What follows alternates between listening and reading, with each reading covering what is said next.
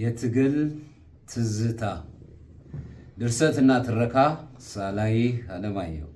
የትግል ትዝታ ካለፈው የቀጠለ መስፍንን በስልክ ዕዳ የያዘው የሱቅ ጠባቂ ድርጊቱ ሆነ ተብሎ እንዳልተፈጸመ ከተረዳ በኋላ ገንዘቡን ተቀብሎ ወደ ስራው ተመለሰ።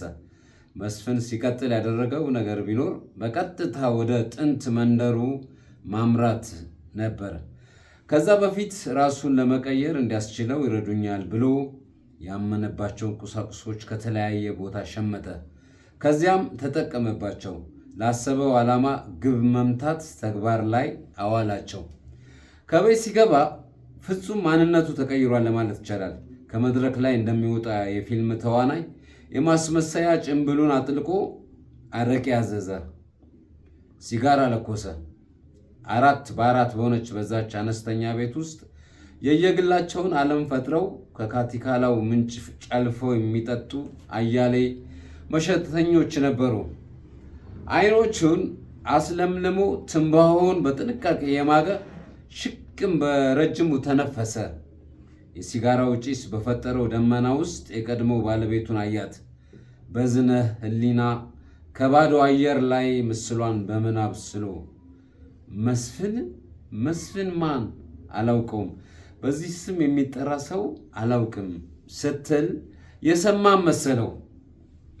ያ ያለፈ የፍቅር ጊዜ እሷን ለማግኘት አቀበት ወጥቶ ቁልቁለት ወርዶ በእጁ እስኪያስገባት የትዳር አጋሩ እስክትሆን ድረስ የከፈለው ዋጋ፣ ከልጆቹ ጋር በደስታ እየፈነደቀ የኖረበት ጣፋጭ ዓመታት ሁሉ እንደ ጠዋት ጼዛ መርገፋቸው ተሰማው።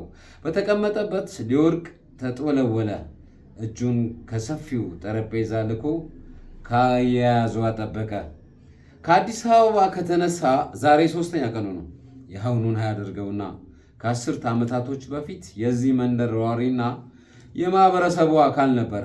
ከማርያም ሰፈር በተለምዶ አሞሮቹ መንደር እየተባለ ከሚጠራ ስፍራ በጦርነት ወቅት ውጊያ በተካሄደባቸው የትግል ቀጠናዎች በባድመ፣ በሽራሮ፣ በሰናፌና በቁሬ ግንባር በድል ሲዋጋ ቆይቶ በሰራዊቱ ውስጥ ድንገት በተፈጠረ መዘናጋት በወገን ላይ በደረሰ ጥቃት አብረውት የነበሩ አያሌ የጦር ቤት ጓዶቹ ካጠገቡ ሲሰዉ በተአምር እርሱ ከሞት ተርፎ ቆስሎ ይማረካል። ያኔ ከጉልበቱ በታች በግራ እግሩ ላይ የገጠመው እክል አሁን ድረስ ያስነክሰዋል።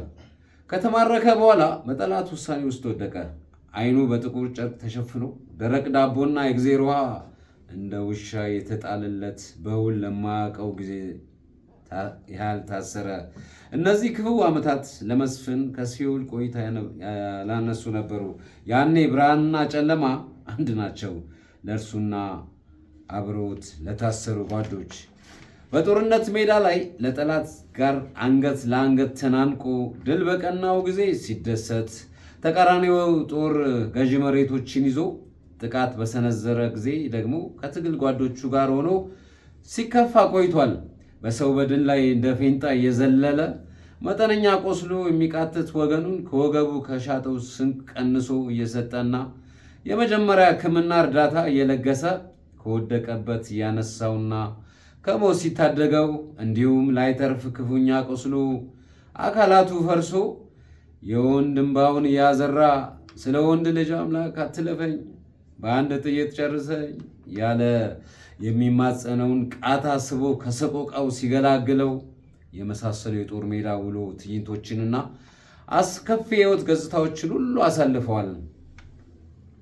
ከኮዳ ውሃ ነጥፎ የግመል ሽንት ጠጥቷል። የሚበላው አጥቶ የሙት እንስሳ ስጋ በሳንቻው ሰንጥሎ በልቶ ያውቃል። የሰው ልጆችን ኢሰብአዊ ጭካኔ፣ የጦርነትን አስከፊ ገጽታ፣ የአንድ እናት ልጆችን የእርስ በርስ